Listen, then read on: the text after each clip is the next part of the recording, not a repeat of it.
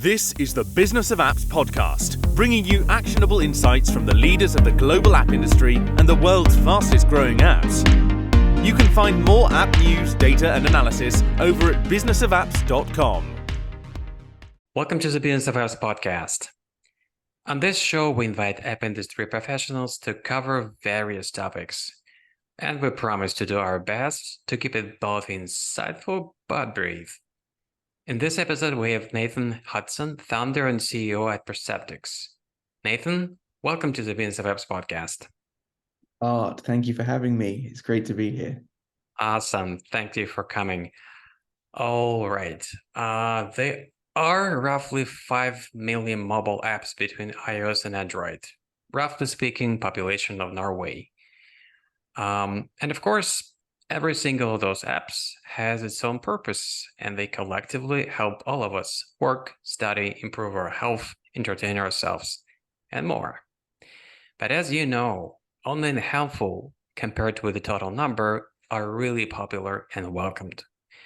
In marketing, there's such a notion as product market fit, which indicates how well a certain product satisfies a market need.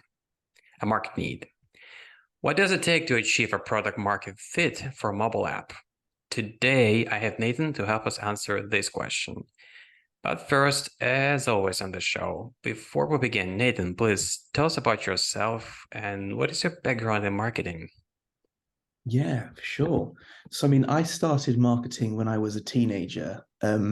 My dad has a couple of, businesses that he runs. One is a local martial arts school. The other is a music record label. And I kind of wanted to get involved with these things. So started, PPC back in 2015, Google AdWords, Meta ads back then. And that was kind of my introduction to marketing. I mentioned, obviously, you had the record label. At the time, I was doing music as well. And the challenge with making music is the question comes, how do you promote the music, right? How do I get people to listen? So I just stuck my head into, organic social media growth alongside these kind of paid ads. And managed to grow, my artist Instagram page from 5,000 to 60,000 followers in 18 months. And then, off the back of that, built out a small community because I figured you don't need 60,000 people. You need 1,000 people who love what you do, right? So did that, and I was convinced that that was going to be my future, being an artist in music. But then I got married and yeah, but it's a good thing, right? It's a good thing.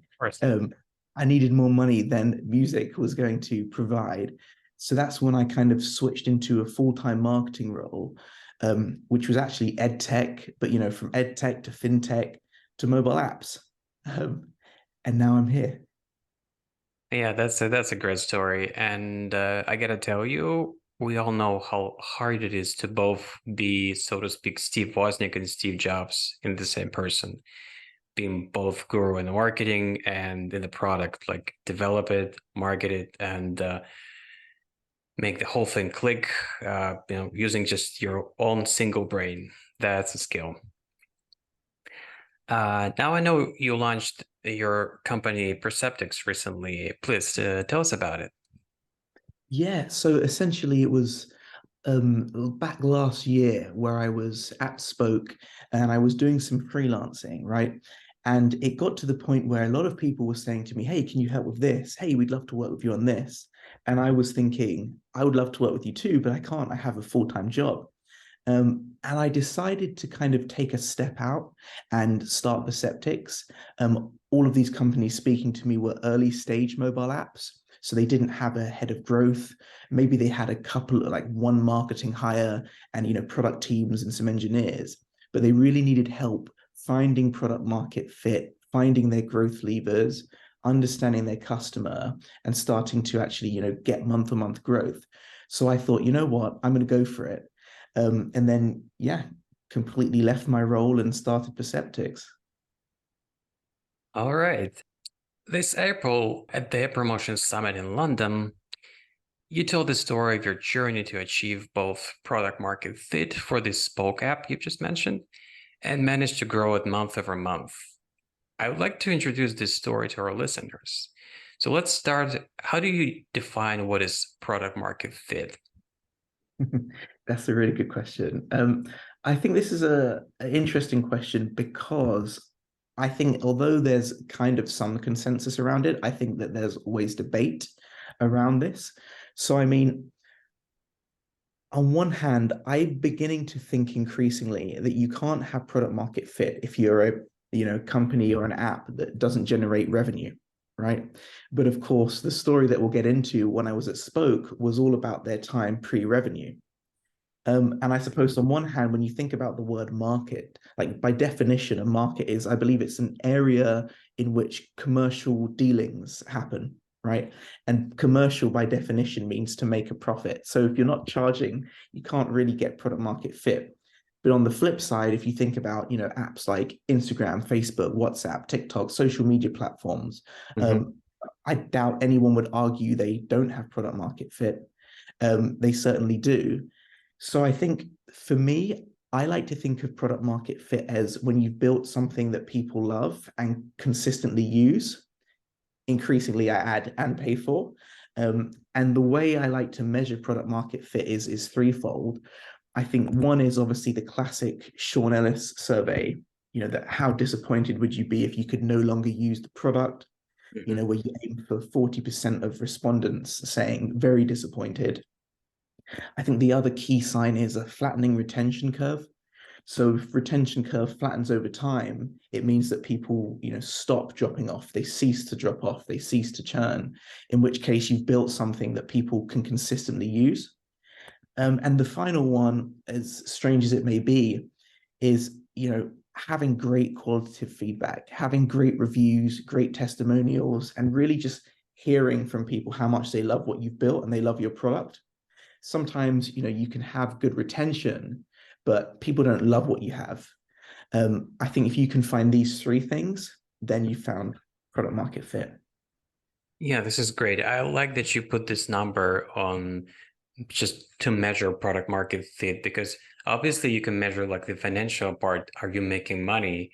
But the second component, how people are satisfied, if this is just the general notion in your brain, like I'm am I getting there? Are they satisfied or not? Like if I can measure it like on a certain, I don't know, on a quarter basis or monthly, whatever it makes sense to gauge the interest, the satisfaction of your customers. You can actually see where you are. Are you still, are you getting there? Have you achieved product market fit? Or you basically just sliding down and you haven't noticed it? You have to just go back to square one and see what you're doing wrong and correct your path, right? Exactly. Exactly. So, what challenges did you face at the beginning of your journey? What was really hard? It's a good question. I think it was a unique, well, I say unique, it's not so unique. I guess all early stage apps like startups are there. But there were, I would say, three clear problems or challenges to overcome. The first was that budgets were very, very small. So we're talking about, £3,000. What's that? Just over $5,000 a month as a marketing budget, and that was across all channels.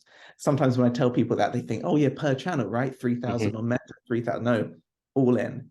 So that obviously limits what you can do, makes it very hard to learn. Especially with obviously the learning phase in Meta and different attribution issues. Like a small budget to work with makes those things even more challenging. I think the second one was that when I joined Spoke, there wasn't necessarily such a clear value proposition.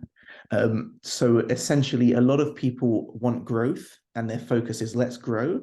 But if you haven't got a really strong foundation to build from, then it's hard to grow anything. And obviously, product market fit is that foundation. But even before that, if you haven't got a clear value proposition, it's hard for any marketer to do a good job. And the third one is one which we grappled with a lot, but I think as a team did really well. And I think the founders were absolutely instrumental in like pushing this and cultivating this, which was how we balance the investor goals with the company goals, right? Like there were times where we realized we need to focus purely on the product, purely on retention. And that means that we need to divert resource there.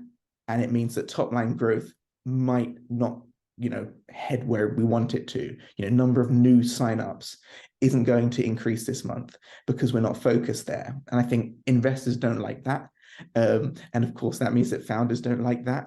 But sometimes it's what the company needs. And we were kind of pulling on these three strings: budget, investors, and kind of making it all work. Yeah, especially the last part of your challenge really resonates with me. It is hard to create something great on a production line. Like, are you creating something inspiring, useful, helping people, and making it work for as much folks who are using the app as possible? And you're not constrained, like, in some way, like what you can hear from Apple when they talk about their results and financial calls every quarter to asking the questions. They say we're really focused on delivering the product that make our users happy. This is the bottom line. Yeah, you may see the numbers are going up and down every quarter. Of course, people who invest money in the company may be happy less or more on any occasional quarter. But the bottom line is, if people are happy with the product we're creating and consistently trust us, this is the major goal. This is the bottom line for us. Yeah, I mean, I think maybe it's an oversimplification to say, but if you build something that people genuinely love and you can communicate it to those people, like in the long term, your business will grow, right? The app will grow. Now, of course, there's so many variables, right? Yeah, economics, right? It's not as simple as I put it, but at a base level, if you hold on to that principle, move in that direction with that kind of, customer obsessed mindset, the customer centrality, ultimately you will get there. And I guess feel more fulfilled if you set out with a vision to help a set of people with a specific problem. Exactly. Let's put some KPIs on the table. What did you manage to achieve throughout your journey as the head of growth at the Spoke app? Yeah, so I think there were two metrics that we wanted to hit. I think the first one was for us internally in terms of that product market fit survey. We were aiming for 40%. We managed to get it up to 43% and then up to 47%. And the other core metric was the month-to-month growth. So despite me saying that top line growth wouldn't increase, we increased 20% month on month. So that was kind of in the pitch deck. It was 20% month on month growth. Mm-hmm. Now, when we say that, a lot of people think, oh, you mean top line growth? No, we focused on monthly actives. So it was 20% increase to monthly active users across a 12-month period, month on month. And I think the key thing there is that when you're playing with monthly actives, there are many levers you can pull, right? You could send a lot more traffic top of funnel, have not much of it convert, and then see a 20% uplift. Or you can keep traffic the same as it was last week, drive a whole load of onboarding improvements, and then see the 20% uplift. Or you can go back to people who signed up 6 months ago, re-engage some of them, 20% uplift. Or people who signed up 2 months ago, you maybe improved the product, brought out some new features, and you retained them longer at month 6, 20% uplift. So that was kind of the headline metric that we were aiming for, and we did manage to achieve. Now, I know that monthly active users are kind of a generic KPI used by so many developers, but I always wonder, like, how did you guys define for yourself what is active user on a specific month? Because whenever I see the notifications from LinkedIn app that basically just lure me in to see something in the app, which may not be an interest for me, but I actually click on the app anyway because I see the notification. I have to check it. And I know that it bump up the metric for LinkedIn right at this point. So what was your definition? What actually means to have an active user on a monthly basis? Yeah, that's a really good question. So we weren't trying to trick anyone, right? I think we knew that if we start speaking about this metric, the first thing investors are going to say is, what do you mean by monthly active? So we kind of set the barrier fairly high, I suppose. It was a music-based app, right? So Spoke has mindfulness music, whether it be R&B, Afrobeat, for sleep, for focus, for meditation. We class an active user as someone who's completed one whole session in that month. So the challenge is some sessions were 5 minutes, but some sessions were 1 hour long. And actually, the sleep sessions, which we saw people really love, they were longer. So we were classing a monthly active user as someone who's listened to 1 hour of the app, they're active. So we didn't set it like application opened, right? Mhm. Or play button pressed or something Right. small. It was, session completed, because that way we could achieve it for, the pitch deck and for the investors. But at the same time, internally as a team, we knew that we were making progress. I guess it's probably worth saying our North Star metric at the time was total minutes listened to. And well, it varied. At one point, it was sessions completed, and then it became minutes listened to. And I think sessions completed has a strong correlation or connection rather to minutes listened to. So we based our MAUs off of our North Star metric.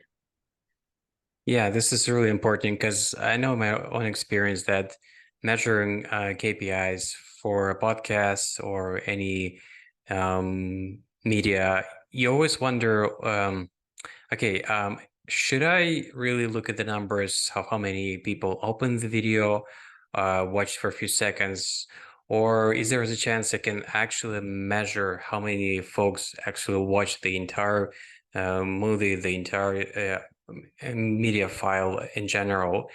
Because at the end of the day, you do want to deliver, like, you're not producing content for the sake of producing. You want people listen, watch, read your stuff. So are they getting to the end of your piece of content or not? This is important. And inflating your numbers, being happy with reporting we're growing is crazy. But at the end of the day, you're just ballooning your numbers. You're not creating any meaningful impact on your users. Exactly. If you had a chance to repeat your journey again, what would you like to do different? That's a really good question, actually. I think, honestly, I think for me, stepping into that role at Spoke, it was my first time as a head of growth. I had already been a growth lead before, but not quote unquote head of growth.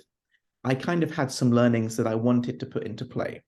Mhm. So in essence, this kind of was my first time, but second time round, right? I was like, okay, I feel I've learned some things, let's try. So looking back, I don't think there's many things I would have changed. I think we made really good decisions and were really strategic and followed a strong process. But I think there is one thing that I would most definitely go back in time and tell myself, hey, push this forward, which was actually integrating the paywall into the app. Obviously, I spoke a little bit earlier about, is product market fit really product market fit if you're not charging users? I think there's a big challenge with a free app with the intention of adding a subscription model later, which is you're optimizing every experiment, every piece of learning around someone who may or may not buy your product, which means that you're essentially listening to the wrong people. We really were big on listening to our customers, right? Not just the typical, oh, speak to your customers, but we wanted to really understand the problem and the reason why that problem impacted their life and how it manifested itself. So for example, if we take sleep, if they're like, I struggle sleeping, we're like, okay, so what, right? Can't you just like Yeah. make do? They're like, no, because like when I struggle sleeping, I wake up the next day and I can't perform well in my job. Or, I wanted to go to the gym in the mornings, but my sleep was meaning that I couldn't do that because I was too tired. I slept past my alarm every day. So those kind of things were what we were doing, being close to the customer. But when you're that close to the customer and they're not paying, and then you have a goal to add a paywall in, you've been listening to potentially the wrong people. And that's really dangerous, because all you're doing is pushing the truth down the line, right? You're not really fooling anyone. You're kind of building a false sense of accomplishment, but just pushing a harsh truth down the line. If you were to learn this sooner, you'd have more time to pivot. And I think that if I could go back, I would say, week 1, month 1, add the paywall, and then do everything else the same. If you have any takeaways for our listeners, what would they be from your experience with Bespoke app? Yeah, I think one of them really is this idea of the relationship between the developers of the app and the customer.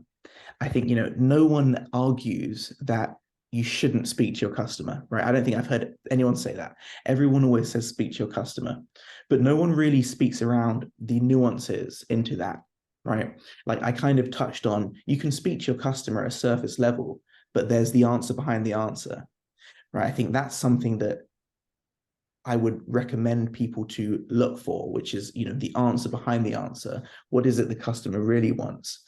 But aside from that, I think this understanding that the customer will tell you what to build just isn't true. And I think now I spend a lot of time working with, a lot of first-time founders and a lot of early-stage startups who maybe have read some LinkedIn posts or listened to some podcasts and think, yeah, we just need to, listen to our customers and ask them, what do you want? And they'll tell us. And it's just not true, right? It's like the classic Henry Ford line, which is, if I asked everyone what they wanted, they would have told me faster horses. And I think this is where maybe as growth people or as, analytical people, right? People who love data and they love quantitative data, there can be a concern, right? A concern that if there's no fixed data point to tell me I should do this, maybe I shouldn't do this.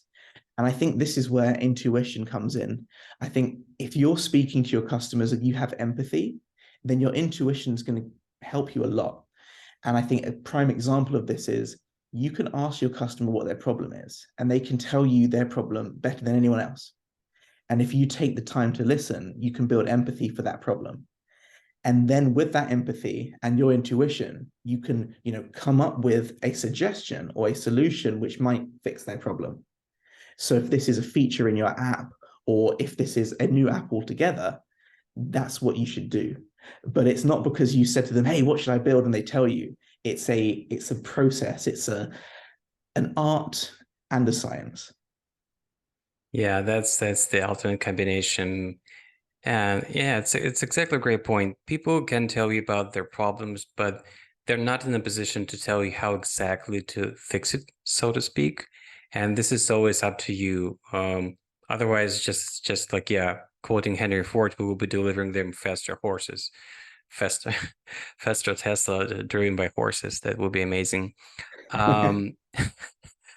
Okay. And Nathan, being in digital marketing space for a while, what would you like to change about mobile marketing the most? I feel like you probably hear the same thing every time you ask someone this question. I think if I had a magic wand that I could wave and change one thing, or click my fingers and change something, it would be attribution issues. Oh, yeah. Yeah, I think that, and maybe not for the reason you think, right? I personally don't mind that there's less data to see. I think that it is what it is. Of course, in an ideal world, we'd have all the data and we'd be able to see everything clearly.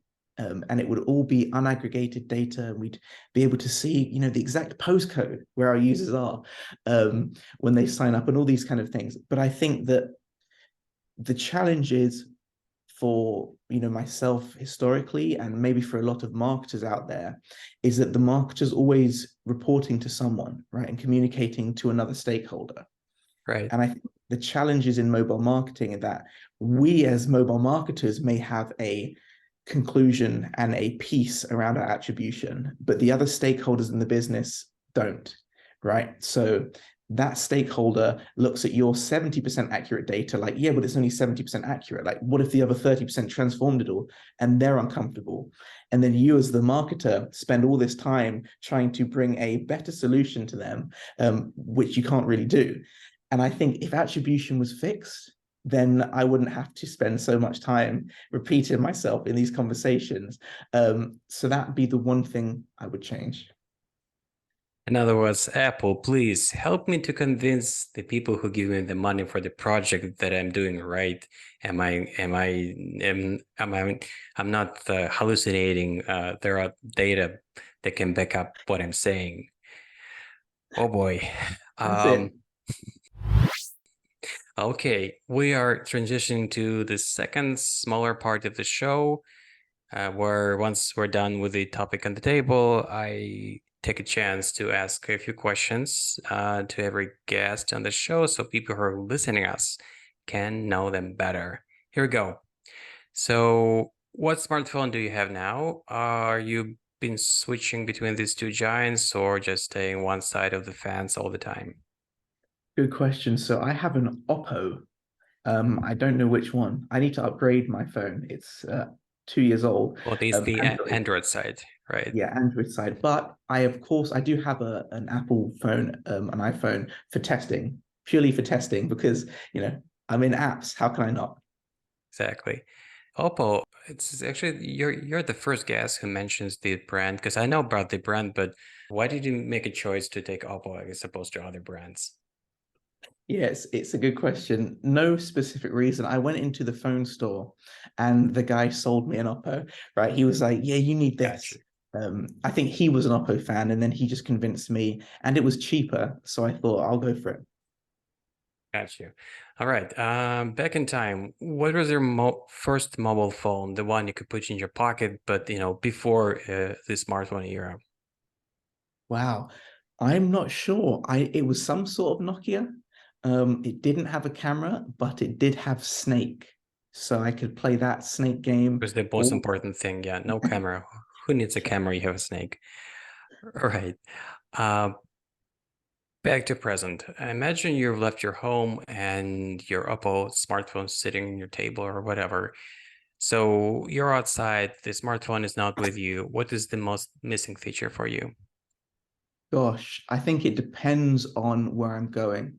If I'm going somewhere that I've never been before, the Maps app, not having a map, is going to be a massive problem for me. I cannot find my way around that well. But if I'm somewhere where I am usually, it's going to be the ability to listen to music. If I can't listen to music on my phone, I'm going to be, a little bit irritable. Yes, you're yet another person who mentions Google Apps or Apple Maps as the means for navigation. I'm I think I can reasonably conclude that we're using Google Maps as the extension of our brain on a daily basis, which is not realized this is happening. Where our smartphone is part of your conscious, and at least when it comes to navigation. Yeah. We yet to see what ChatGPT will do with this equation later. What new technologies are you most excited about? Hardware, software, and I'm not asking, specifically to do something more with your phone, but for some people, just striking a better balance. So, what is it for you? What is missing in your smartphone for you? That's a really good question. I don't think there's anything missing from my smartphone. I guess this is the question, right? If you were a developer, you're asking me what to build, I would be Yeah. useless at helping you.